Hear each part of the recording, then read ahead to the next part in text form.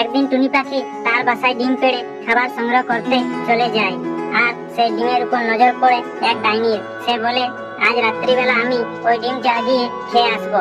আর পরে এই কথাটা একটা গাছে বসে শুনে নেয়।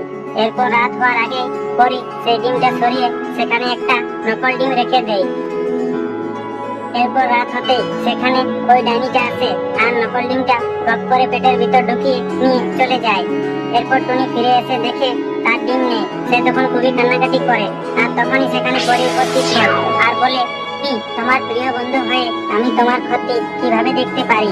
আসলে একটা ডিমচোর ডাইনি তোমার ডিম খেয়ে নিয়েছে। তবে সেটা আসল ডিম নয়, নকল ডিম খেয়েছে।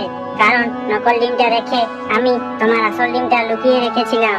এই নাও তোমার আসল ডিম। আর এই ডিমটা দেখে টুনি খুবই খুশি হয় আর বলে, তোমার মতন বন্ধু যেন সবার থাকে। কমেন্টে যেন সবাই তার প্রিয় বন্ধুর নাম লিখে যায়।